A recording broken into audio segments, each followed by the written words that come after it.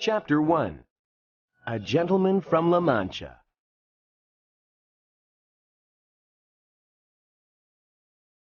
In the Spanish village of La Mancha, there lived a gentleman who loved to read.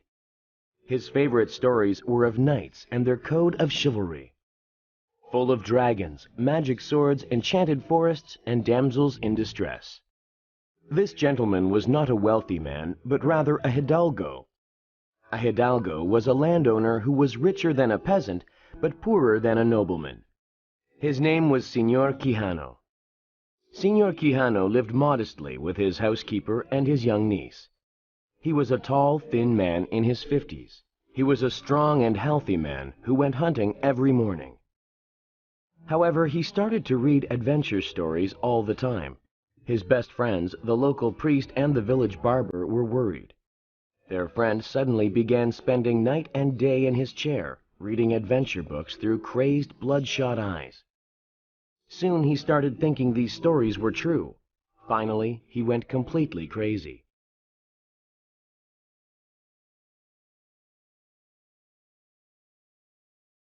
Waking up in his reading, Quijano announced, "I'm going to become a knight-errant." "A what?" asked his concerned niece. A knight-errant is a righter of wrongs, a friend to the unfortunate, a rescuer of fair maidens, and a killer of dragons. "But, Uncle," she cried, "there are no dragons in Spain. And who are these maidens who need rescuing?" The old man went to the attic of his house and found a rusty old suit of armor. He put the suit on and felt ready for action. In a bold voice, he announced, "Now to my faithful steed." This steed was really a worn-out nag, but to his delusional eyes it was a valiant war-horse. "I name you Rocinante, Queen of the Hacks, and I will call myself—" He took a moment to think of the perfect name. Don Quixote.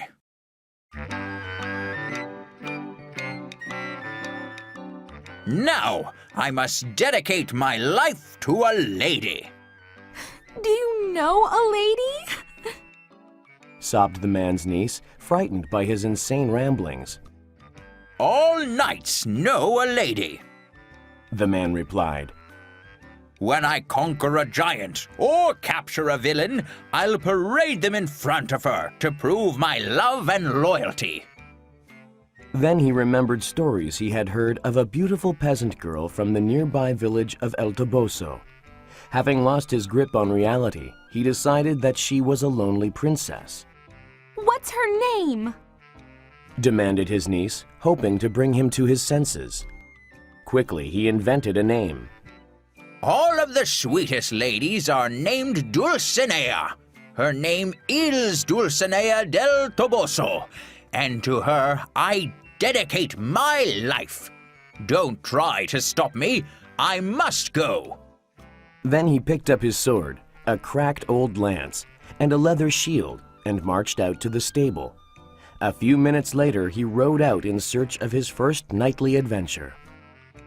Don Quixote soon realized that he had not been knighted.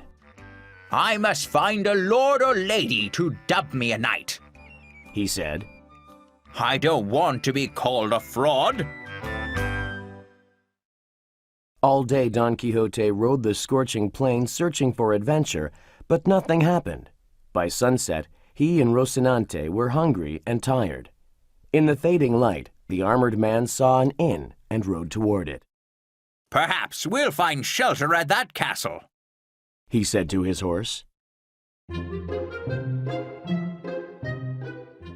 The inn was of the common shabby type found along the highways of Spain. In front of the inn were two dirty-faced peasant girls who watched in shock as this man in rusty armor approached them. "Good evening, fair maidens," he said.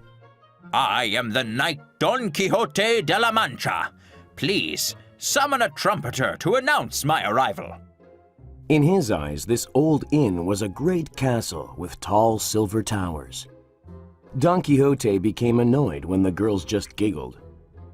But at this moment, a pig handler stepped out of the inn and blew his horn to round up his grunting animals for the night. Don Quixote mistook the sound of the horn for a chorus of pipes and trumpets.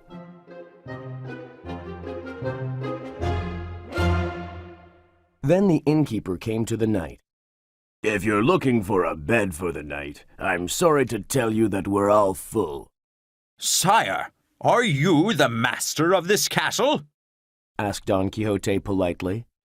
Looking at this man in his rusty armor, the innkeeper realized that he was obviously crazy. The innkeeper decided to have some fun with this loon. "All of the royal apartments in my castle are full." "That's okay," replied Don Quixote. "A good knight has no need for comfort. I'll be happy to sleep on the ground with a rock for a pillow." "You're a knight, aren't you?" the innkeeper asked mischievously. "I am an apprentice knight," replied Don Quixote. "I seek a kind lord who will dub me a knight with his sword." "I see," said the innkeeper. "But I'm busy now, caring for my other guests. I'll be back to you when I get a chance." "Thank you, my lord," replied Don Quixote.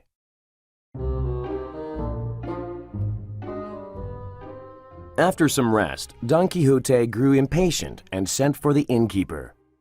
When the innkeeper stumbled out, Don Quixote said, "Lord, I can wait no longer. Please tell me what good deed I must do to earn my knighthood." The innkeeper said, "If you want me to knight you, stay here and guard my courtyard tonight." With that, he turned and stomped off to the kitchen. Don Quixote picked up his weapons and walked to the middle of the courtyard, next to a water trough. Inside, the innkeeper told his guests about the madman who thought he was a knight in the courtyard. A few hours later, a muleteer approached the trough with his animals. "Stand back, foolish knight!" shouted Don Quixote. "I will defend this magic well to the death." "But my mules need water!" cried the peasant as he pushed past Don Quixote. Swinging his lance, Don Quixote hit the man on the head and knocked him out. "I have done my first good deed," exclaimed Don Quixote. "When this man awakes, I must send him to my lady Dulcinea to pay his respects."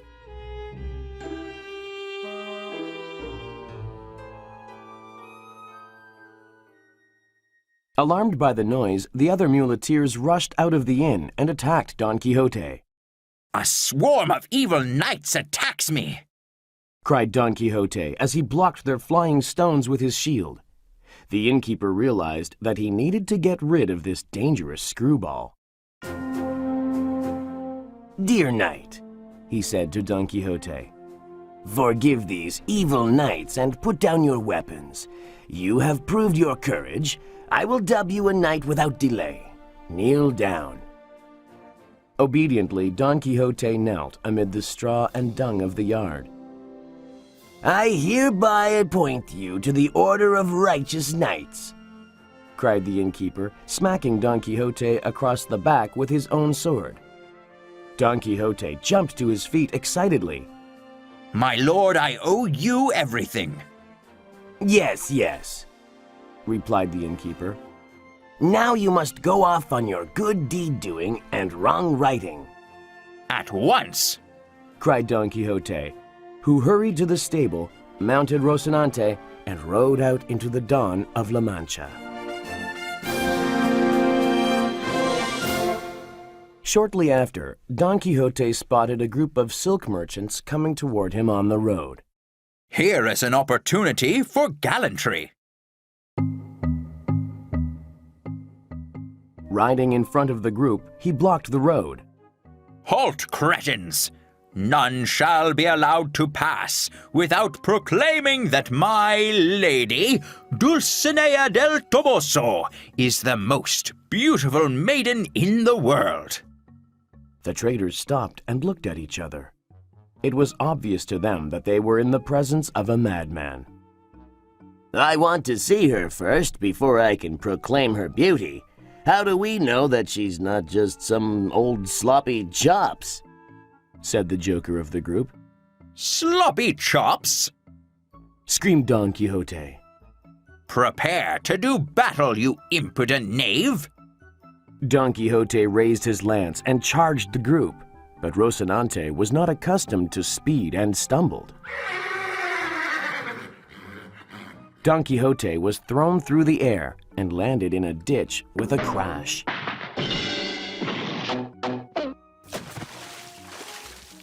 The merchants went away, laughing loudly.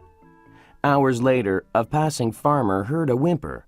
He found Don Quixote in the ditch, covered in mud. The farmer recognized him as Señor Quijano from the village. He hurriedly picked up Don Quixote and carried him home. There the knight was tucked safely into his own bed.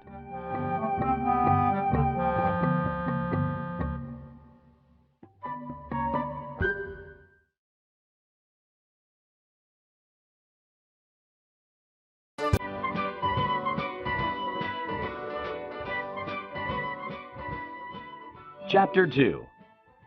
Knight and Squire.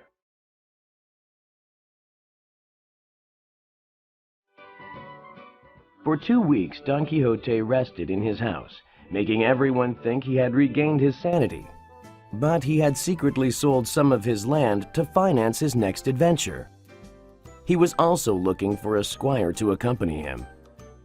The only man Don Quixote found who would work for him was a fat little farmer named Sancho Panza. He was a total dunce. "This squire job sounds like hard work," said Sancho. "I'd rather be at home with my family, munching on a big plate of pork." Sancho Panza loved wine, food, and afternoon naps more than anything else. But squires always receive great prizes of gold and land from the knights they serve, promised Don Quixote. If you serve me, you'll surely end up as the governor of some rich island. "My own island?" Sancho repeated, licking his lips. "Okay, I'll grab my bags and saddle up my donkey." Then the two left in the middle of the night without telling anyone.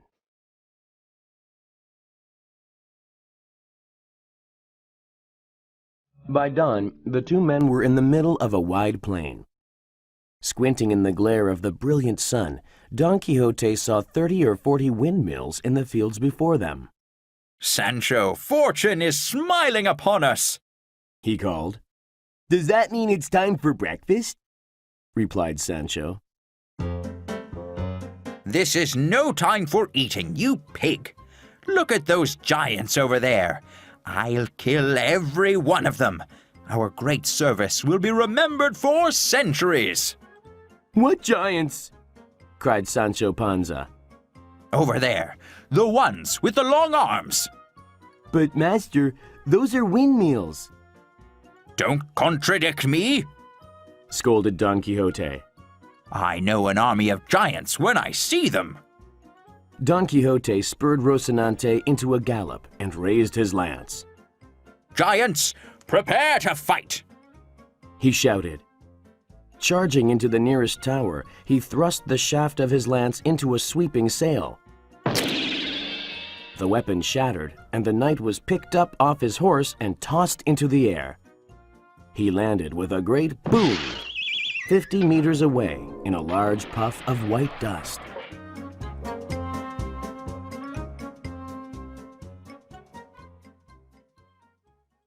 Trotting over on his donkey, Sancho Panza said, "I told you they were windmills." You fool, said Don Quixote. When I charged those giants, an evil wizard flew by on an invisible horse and cast a spell that changed them into windmills to rob me of my glory. "I see," said Sancho, believing every word as he helped his master to his feet. Don't worry, my squire. I'll find this wizard and destroy him. The next morning, they began traveling again without breakfast, to Sancho's dismay. An hour later, they saw a large cloud of dust in the distance. It must be two bloodthirsty armies in battle, exclaimed Don Quixote. Then he quickly described both of the armies, including the names of their generals and fiercest knights, which he made up. How do we know that this isn't just a trick by those evil wizards? Can't you hear thousands of marching feet? Yelled Don Quixote, who raised his broken lance and charged them. They're not soldiers, cried Sancho. It's just a large flock of sheep.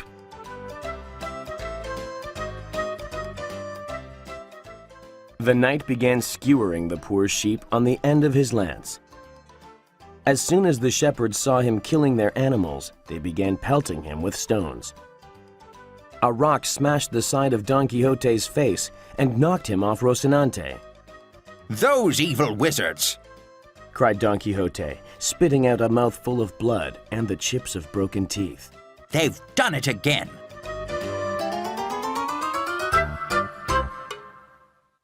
In a nearby meadow, the knight and the squire found a place to rest for the night. I'll have dinner ready in a minute, said Sancho.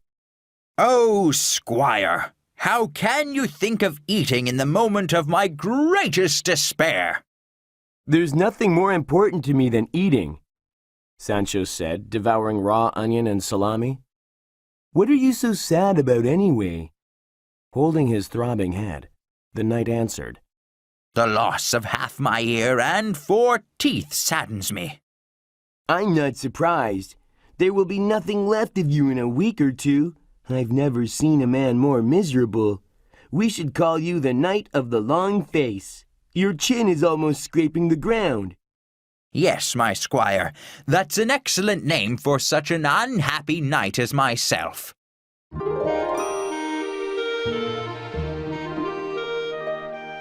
The two realized that they were thirsty. An hour later, they located a stream in the forest.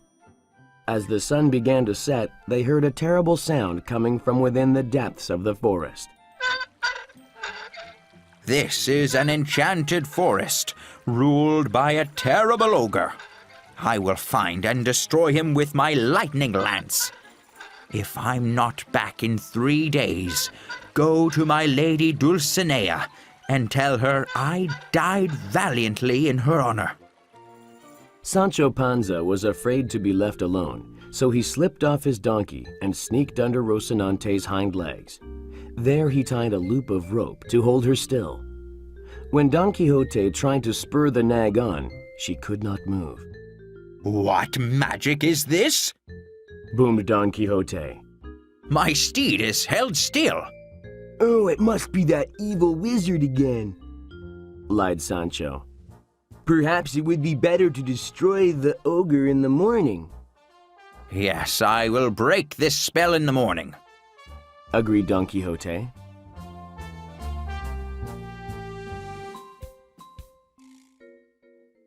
The two men spent the rest of the night trembling in the forest for fear of the terrible noise coming from down the river. At dawn, Sancho slipped the rope from Rocinante's hind legs. When Don Quixote mounted her, she could walk. I'm free! Exclaimed the knight happily. Then they set off to search for the ogre. But when they found the source of the terrible crashing sound, it wasn't an ogre, but an old water machine, clanking away under the power of a waterfall.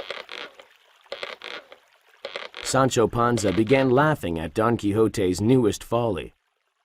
We just spent the night trembling in fear of this, he laughed. The Knight of the Long Face was even more miserable after this failed adventure. But late that afternoon, he saw something that lifted his spirits. Look, Sancho, do you see that knight riding toward us? I see a man on a donkey, replied Sancho. That knight is Horatio the Brave, and his helmet is the most valuable on earth. I think that's a barber's wash basin on his head. No, it's a solid gold battle helmet. I will challenge him and win it.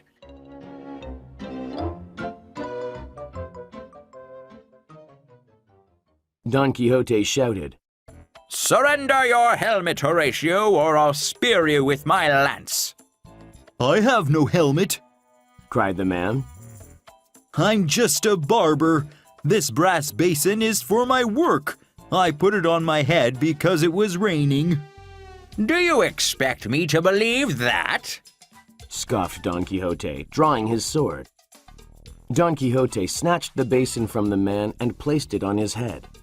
The visor is missing, and someone has tried to melt the gold off, but I shall wear it with pride. Sancho tried not to giggle at the sight of Don Quixote with the wash basin on his head. Later they came to a line of 12 men with heavy chains around their necks and hands. 4 soldiers herded them, cursing and lashing them with whips. "Prisoners," said Sancho, "off to row the king's boat." I don't believe it. Said Don Quixote. These unfortunate men are being held against their will. It is my duty to rescue them. "Master," said Sancho with alarm, "these men are terrible criminals. They must pay for their crimes." Move aside, commanded one of the soldiers. These men are vulnerable and needy. Said Don Quixote. As a knight-errant, I offer them protection. Ha ha ha ha!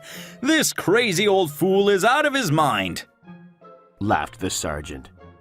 He's got a wash basin on his head, ha ha!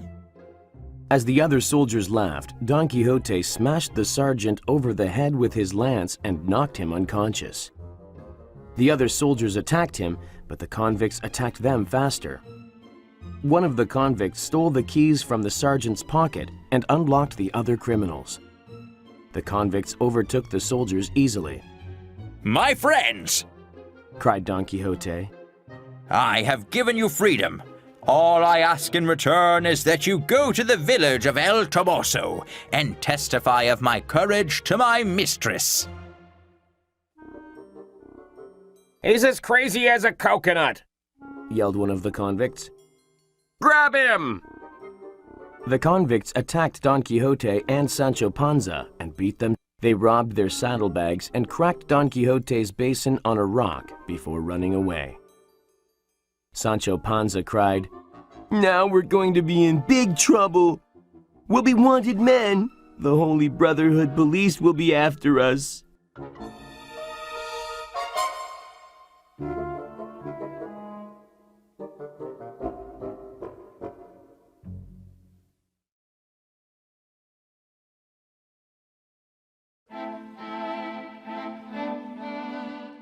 Chapter 3. The Giant Killer.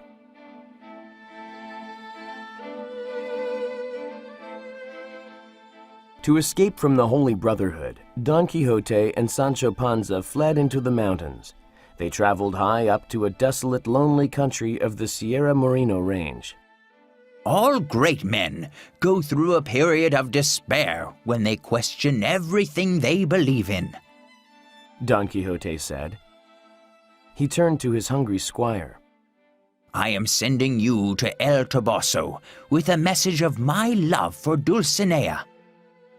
She must tell me whether she can return my love or not. I will stay here and whip myself until you return. All Sancho could think about was the feast he was going to eat as soon as he got back to a village. Ride quickly, Sancho Panza, commanded Don Quixote as he took off his armor. Then he smashed himself in the chest with a large rock and began to beat himself on the back with a tree branch. Riding away from the strange scene, Sancho called to his master, Don't overdo it, or there'll be nothing left of you before I can return.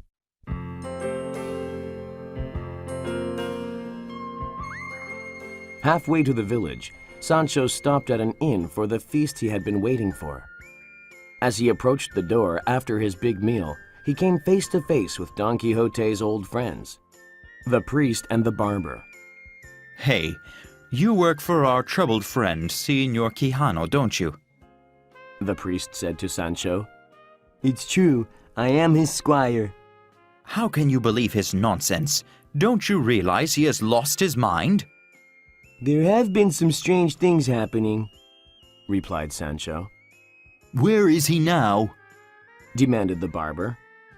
He's in the mountains, waiting for me to return with an answer from his mistress, the lady Dulcinea del Toboso.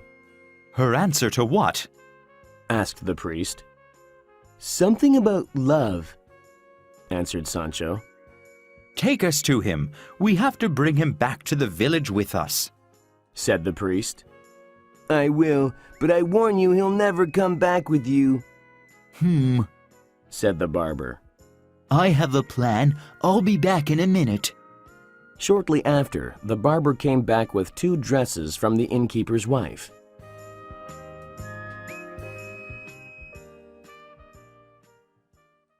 The 3 traveled back to the mountains. That night, they camped and discussed the details of their plan. In the morning, Sancho went off to find Don Quixote and tell him about the ladies in need of help. Meanwhile, the priest and the barber put on the dresses and began cooking bacon over the fire for their breakfast. As they ate and talked, they saw a beautiful woman passing by. We must show ourselves at once, said the priest. They stepped out to meet her. The girl screamed when she saw them and tried to run away. Do not fear us, shouted the priest. I am a man of God. If you're a priest, why are you wearing that dress? She questioned. It's a long story, he replied. By the way, why are you wandering these hills? Asked the barber. The beautiful young girl then told her sad story. My name is Dorotea. I am the daughter of a wealthy farmer. I was to be married to the Duke's son, Ferdinando, but he left me for another woman. I was so broken-hearted that I came here to cry away the rest of my days.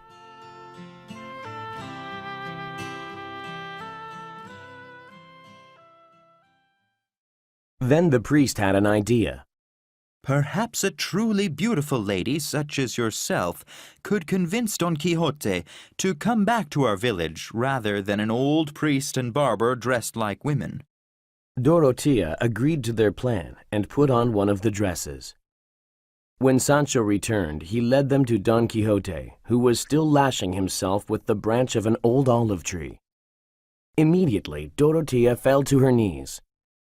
Please, brave knight, a terrible giant is attacking my father's kingdom. You must help us. Of course I will help you. Sancho, prepare my horse. We leave at once. I cannot refuse a princess in distress. Later, the group arrived at the inn where Sancho had first met the barber and the priest. The innkeeper ran out to greet them and was met by the priest. The priest handed him 10 gold pieces and said, My friend in the iron suit is mad. He thinks he's a knight and this is a castle. I ask you only to play along for the night and let us stay until morning.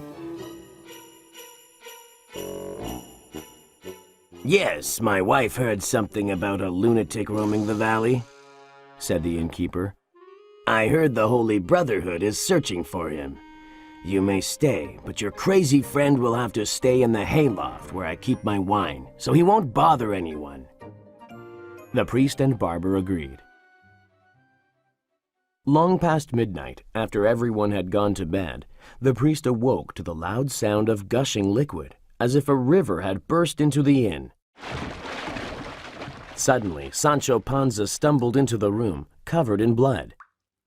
My master is fighting a giant upstairs. It's a bloodbath up there.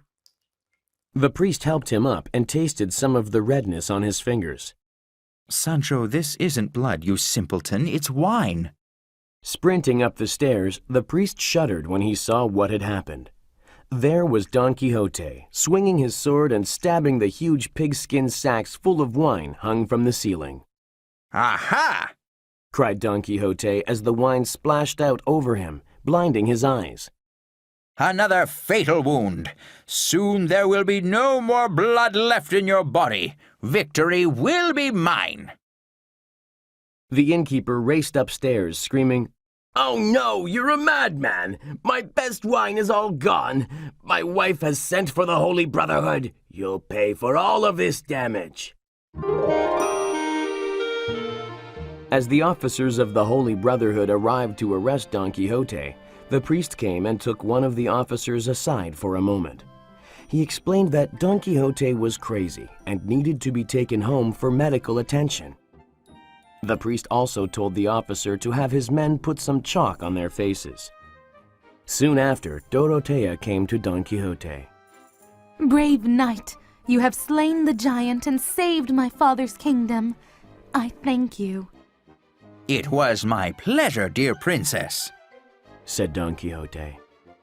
Suddenly, the knight was surrounded by 8 ghostly figures with white faces. One of them stepped forward and said, We are demons sent by the evil wizard to take you back to your village. Get into this cage. Don Quixote tried to fight, but the 8 men seized him and locked him into the cage. Don Quixote struggled to break free from the cage until his strength was gone. Then he fell asleep.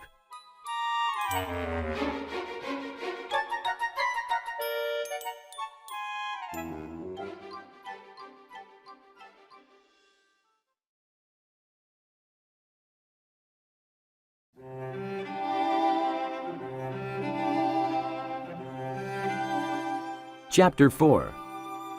A New Quest.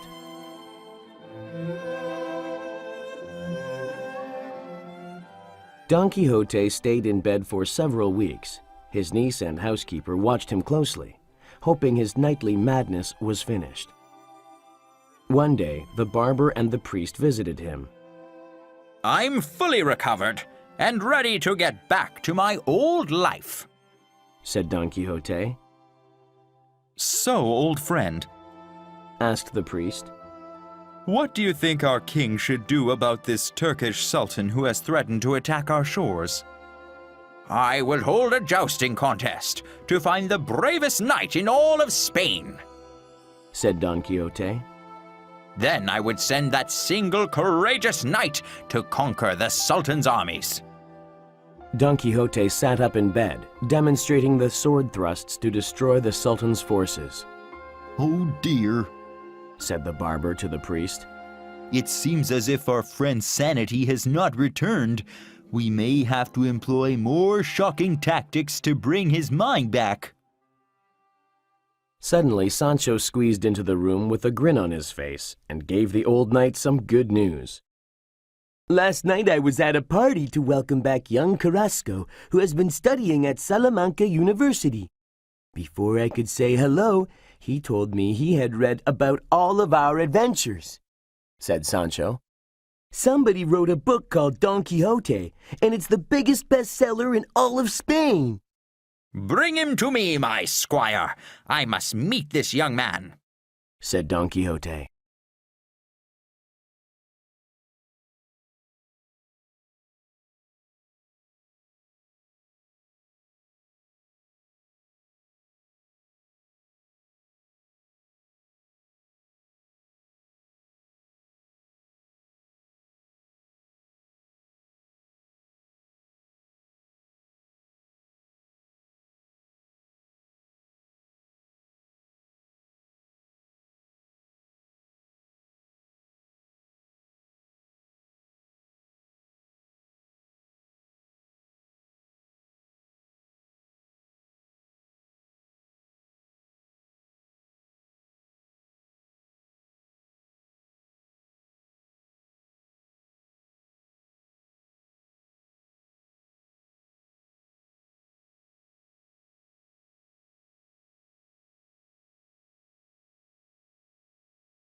Days later, Don Quixote and Sancho Panza saddled their mounts and prepared to ride. Carrasco was there to wish them farewell. Suddenly, the housekeeper and niece burst out of the house and cried, What's going on here? Where's the priest? He must stop this madness. Carrasco whispered to them, Don't worry. The priest and I have a plan to bring him home. You'll see in a day or two. Then Don Quixote shouted farewell, and they rode off. So what's our first move? asked Sancho after they had been riding for an hour. We are riding to El Toboso, where you will guide me to the palace of my mistress. Oh no, fretted Sancho. I'm not sure I can remember where she lives.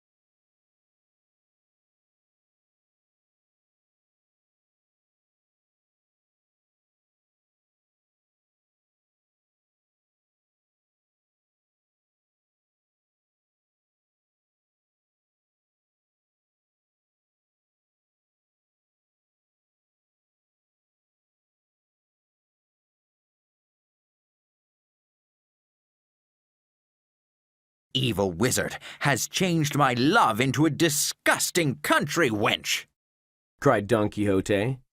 It's terrible, cried Sancho, clapping his hands with glee because his plan was working so well.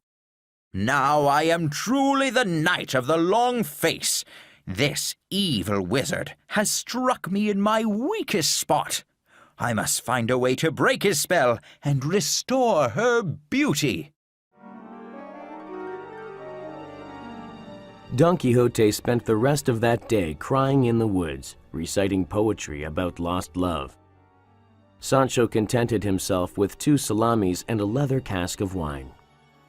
Suddenly Don Quixote hissed, I hear 2 men approaching in the forest. Where? asked Sancho. On the other side of those bushes. Then the 2 sat and listened. My lady Casilda is the most lovely woman in Spain, said the voice. And she has sent me, the Knight of the Forest, on my mission to destroy all knights who would disagree. This knight lies, whispered Don Quixote.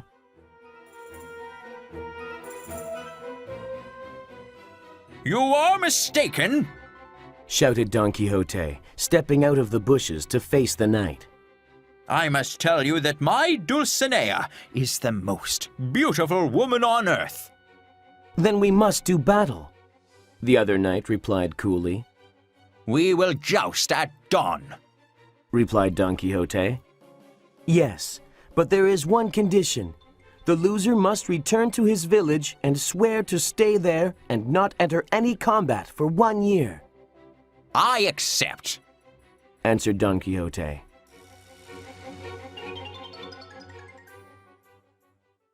The next morning at dawn, the knights met on opposite sides of a clearing. To the left of the Knight of the Forest was his squire, a hunchback with a large purple nose. Without warning, the Knight of the Forest spurred his steed into a gallop and charged Don Quixote with his lance. Don Quixote immediately raised his lance. At the last moment, the Knight of the Forest's horse neighed and refused to take another step. Don Quixote charged with all his might and knocked the other knight out of his saddle. Don Quixote quickly jumped down from Rocinante, drawing his sword and holding it to the downed knight's neck. Do you surrender? Don Quixote demanded. "Yes," cried the knight of the forest. "I'm finished." Then Don Quixote commanded Sancho to remove the knight's helmet. "Well," cried Sancho, "this knight looks like that youth Carrasco." Yes, he does. Agreed Don Quixote. The power of this evil wizard to change people's faces is amazing. "No, I really am Carrasco," sobbed the student. "It would be safer to kill him now," said Sancho. Don Quixote raised his sword to strike, but the hunchback rushed over and flung off his robe. It was Don Quixote's friend, the barber. Put your sword away, he said. Amazing! Said Don Quixote. This evil wizard never stops. The barber dragged Carrasco away toward their campsite, cursing him for not being better in a joust.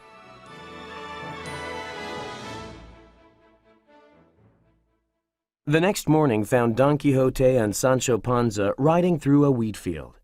The victory over the Knight of the Forest left Don Quixote feeling unstoppable. He didn't suspect for a moment that it had been a plot hatched by the priest to bring him back to the village.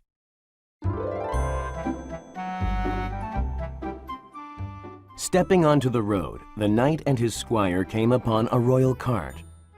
Raising his lance, Don Quixote blocked the cart and said, Halt or I'll slice you in two.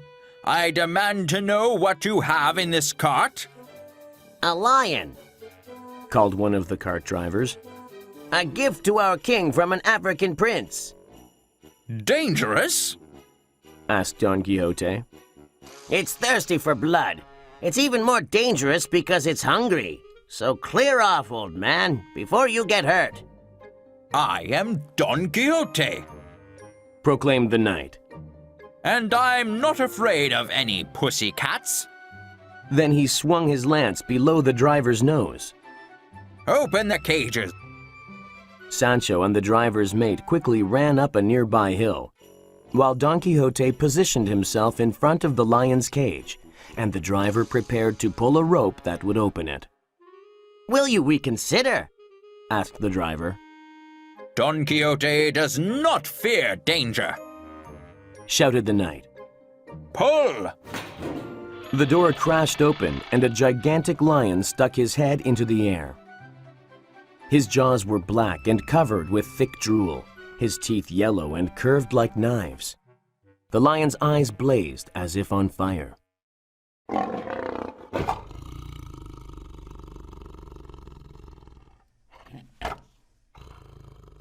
I'm waiting for you, King of the Jungle. Don Quixote cried fearlessly. Are you afraid to come out? The lion stared at the old knight for a moment, and then yawned and went to sleep. This lion is a coward. Shouted Don Quixote. Driver, rattle his cage. Make him roar. I will not, replied the driver, dropping the rope that closed the lion's cage. You are the bravest man in Spain. No one else would go up against a man-killer. Will you swear to our king? Asked Don Quixote. He will receive a full report of your bravery, replied the driver. Don Quixote signaled to Sancho and the driver's mate that it was safe to return. From this day on, announced Don Quixote, I wish to be known as the Knight of the Lions. Men will tell tales of this adventure hundreds of years to come.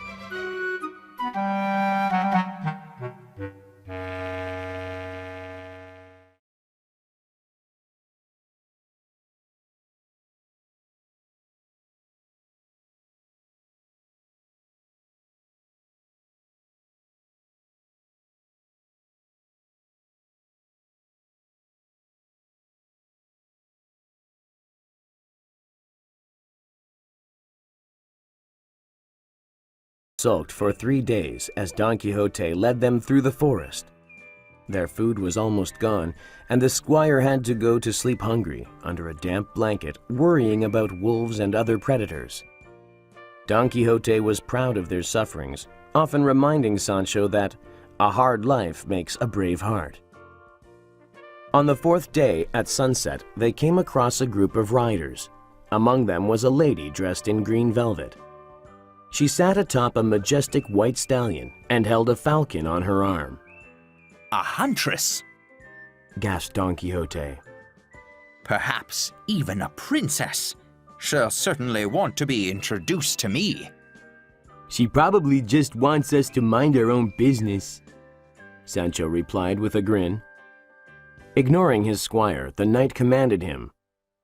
Ride over there and introduce me. Sancho groaned and spurred his donkey in the group's direction. "Milady," He called. "my master, the Knight of the Lions, formerly known as the Knight of the Long Face, wishes to—" Wait, Interrupted the lady. did you say the Knight of the Long Face? "Yes, and I'm his squire, Sancho." Panza? Interrupted the lady again with a smile. "Yes." Gulped Sancho. "Do you know about us?" Of course! She replied. I've read the book of your adventures. It's my husband's and my favorite book. "Shall I bring him over then?" Asked Sancho. You must do more than that. Said the lady. You and your master must come to our nearby castle as distinguished guests of my husband the Duke. The Duchess giggled when Sancho accepted her invitation. In truth, she and her husband thought the book Don Quixote was the finest comedy ever written. She and her husband were great jokers, and she figured they would be able to have some fun with the crazy knight and his dim-witted sidekick. The group with Don Quixote and Sancho soon crossed a drawbridge and found themselves inside a vast, opulent castle. 2 trumpeters sounded the knight's arrival, and a group of maidens surrounded them, fanning jars of perfume.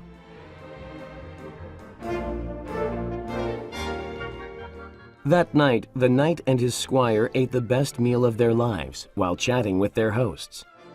The Duke and Duchess listened with great interest about all of their recent adventures. But their greatest interest was in hearing news of Dulcinea. When they asked about Dulcinea, the knight replied sadly, My beautiful lady has been transformed into a vulgar donkey-riding trollop by an evil wizard. How terrible! Gasped the Duchess, barely able to contain her laughter. The next day, the Duke and Duchess convinced Don Quixote to accompany them on a wild boar hunt in the forest. But they had made secret plans to play a big joke on the knight and his squire. While they were hunting, there was a sudden noise coming through the trees. My men must have found a boar. It's coming toward us. Beware its tusks, said the Duchess. But when the trees parted, there was no wild boar. Rather, a black stallion came prancing and kicking before them. On its back rode a man covered in twigs, leaves, and ivy. I am the forest sprite. The strange figure wearing a green mask with horns on top of his head shouted. The demons of the forest have sent me with a message for the knight-errant Don Quixote de la Mancha. I am Don Quixote, replied the knight. To free your lady from their spell. The sprite continued. You must do 2 things. First of all, your squire must lash himself. "How many times?" screamed Sancho. 3,300 times. Sancho gasped in disbelief. But first, you must ride a flying horse through the air and over the mountains. This horse waits for you at the Duke's castle. If you are brave enough to perform these 2 tasks, your beloved Dulcinea will be set free, said the forest sprite. Then the creature turned and rode away. It's a miracle! Cried the Duchess. We must return to the castle at once. Yes, but first, Sancho, fetch me a whip. shouted Don Quixote. You can begin lashing yourself while we ride. The terrified squire had already ridden away from the knight's grasp. Back at the castle, the servants were rushing around, shouting alarm from the towers. There was a giant wooden horse in the middle of the courtyard. The servants told the Duke it had suddenly and mysteriously dropped from the sky. Meanwhile, Don Quixote and Sancho were arguing about the lashes the squire must suffer to free Dulcinea. I won't do it, cried the squire. For the sake of my lady, I beg you, sobbed the knight. The Duchess approached them. You two must cease your squabbling, she said, leading them into the courtyard. She was enjoying every moment of this grand practical joke she had planned with her husband. Don Quixote stared up at the wooden horse in amazement. What a creature! It must be 20 feet tall. Sancho's knees knocked together in fear. There was a rope ladder on the side, which they climbed up. Seeing them mount the wooden horse, the Duke and Duchess could hardly control their laughter. When the two seated themselves on top of the horse, Sancho found there was nothing to hold on to, so he grabbed onto Don Quixote's trouser belt with both hands.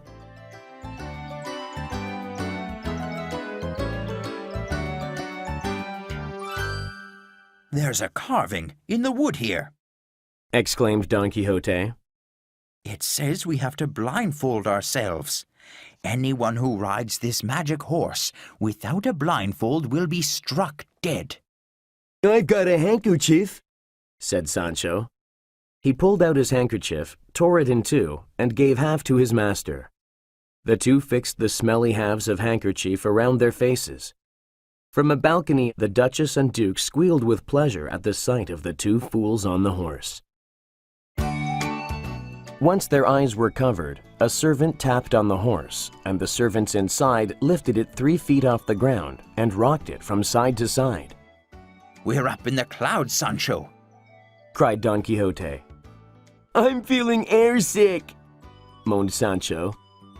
On a balcony across from the knight and squire, 4 maidens were pumping a pair of bellows and dousing them with cups of water.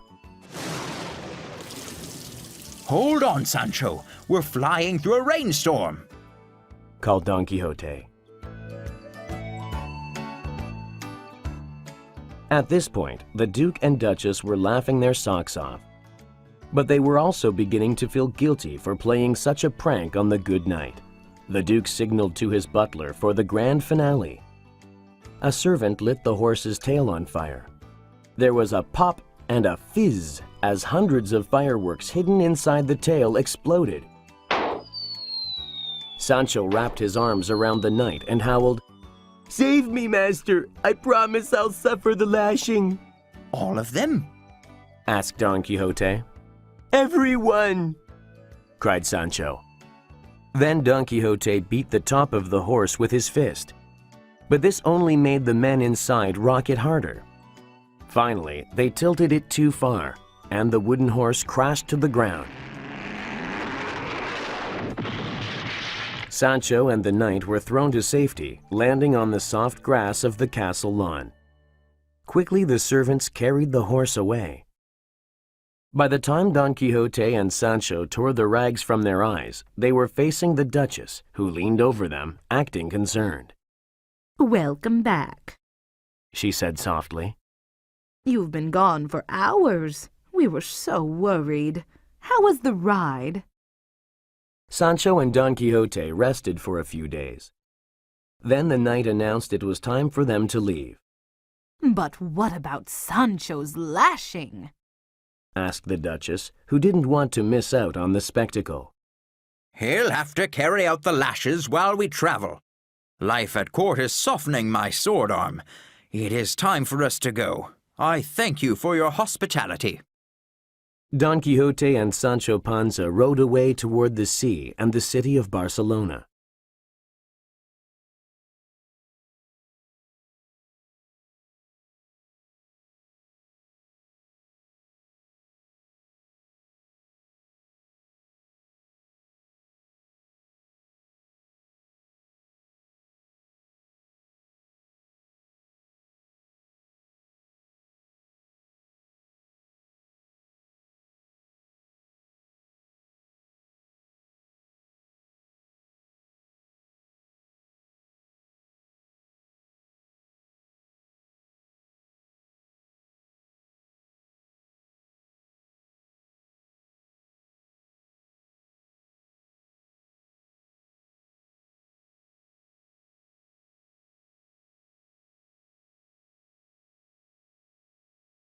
Quixote and Sancho rode into Barcelona, word had already spread of their arrival. The streets were filled with citizens trying to get a glimpse of the crazy yet noble knight. People threw flowers and cheered. The leader of their escort allowed Don Quixote and Sancho to stay in his luxurious villa in the middle of the city. For 2 weeks they lived like kings. They were paid daily visits by generals, admirals, and high-ranking public officials. Each morning, Don Quixote would take Rocinante for a trot along the beach. Then one day, as he was on his morning jaunt, he saw a figure approaching him from down the beach. The figure was a knight, wearing a full suit of armor with his visor lowered. When Don Quixote neared the knight, he could see a white crescent emblem on his chest. "Halt, the Knight of the Lions!" called the Knight of the White Moon. "I have a challenge for you." Don Quixote is always ready for a challenge, The old hidalgo answered bravely. "Then we will joust," said the strange knight, raising a shiny new lance. Name your terms, Called Don Quixote. If you win, this fine horse and my new lance are yours. If I am the victor, you must retire from your career as a knight-errant," Retire? cried Don Quixote. But that is impossible. "We young knights are tired of you getting all of the public's attention. We want you to return to your village for a year and live a peaceful life," I accept your terms. snapped Don Quixote.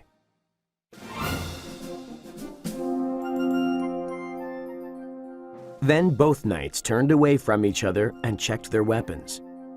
When they turned, the Knight of the White Moon spurred his horse into a gallop and thrust his lance toward Don Quixote. He held his lance with such precision that the elderly knight didn't have a chance and was thrown from his saddle. He landed in the shallow water and sand of the beach. In a flash, the Knight of the White Moon dismounted and pressed his sword to Don Quixote's neck. "You are vanquished. Do you concede?" demanded the Knight of the White Moon. But it means the end of my life. Sobbed Don Quixote. Without chivalry, I am nothing. "You gave your word," snarled the victor. I will retire, Coughed Don Quixote. as I promised. The knight's tears of defeat mixed with the salt water of the waves. This is the darkest day of all my adventures. He moaned. But the Knight of the White Moon showed no mercy and rode off on his stallion. The broken hidalgo sat, sobbing in the surf. Later, Don Quixote hobbled back to town. He never realized that the Knight of the White Moon was actually the youth Carrasco. In the months since he had been defeated as the Knight of the Forest, he had studied jousting and horsemanship. He was determined to have his revenge on Don Quixote and to return the crazy hidalgo to his friends in the village. When Sancho heard of Don Quixote's defeat and retirement, he sobbed. "You can't quit, sire. Old dogs don't learn new tricks." I promised. Now help me take off my armor. I no longer need it. As the two began their 3-day journey home, they lamented their fate. One night, the two men made camp by a stream. Sancho had been trying to lift the broken-hearted knight's spirits all day. "Can I do anything to make you feel better?" he asked, If I knew my lady was safe, said Don Quixote. I might be able to smile again. So Sancho wandered off into the nearby woods and lashed a tree, letting out blood-chilling cries with each crack of the whip. When Sancho had lashed all the bark off the tree, Don Quixote told him he had finished 1,000 lashes, and he stopped for the day. I am proud of you. Don Quixote told him warmly. If you can manage 1,000 per night, Dulcinea will be free by the time we reach our village. They rode hard each day, passing by many sites of past adventures. Each night, Sancho found a suitable tree to whip and rack up another 1,000 lashes. On the fourth morning, he completed the final 248 lashes. Don Quixote shook his hand and promised to double his salary if they ever went questing again.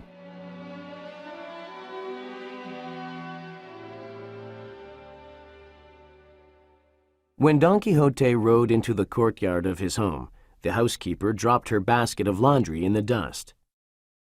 Master, you're back in one piece, She cried. I am weak. Whispered Don Quixote. Sancho, help me to my room. Back in his bed, the old hidalgo slipped into a sleep that lasted for 6 days. The fever he had gotten grew stronger each day.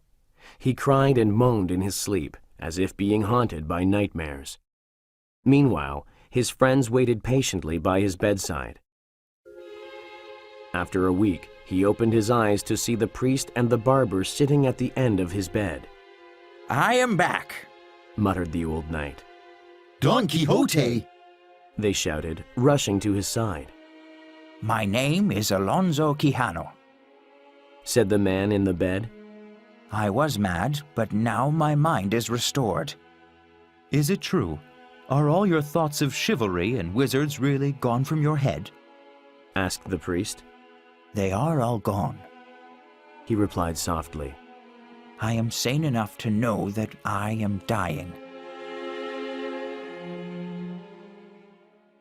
The news that the hidalgo was on his deathbed raced around the village. Sancho came running in from the fields where he had been at work. He was shown into the room and knelt down at his former master's side. Perhaps you were a little crazy, Sancho sobbed. but if you were still a knight, you would not die. Your friend who was a knight, replied the hidalgo, is no longer here. You must forget him. I cannot, sobbed the squire. Sancho tried to convince his old friend not to give up the ghost, but the old hidalgo was overcome with fever. Sancho waited at his bedside for 3 days, until finally the old knight slipped away. This was the end of the brave knight Don Quixote de la Mancha. In his madness, he accomplished feats that ordinary men can only dream of. The stories of his amazing adventures have been told for more than 400 years. Rest in peace, noble Don Quixote. May the questing be grand, and the adventures bring you glory.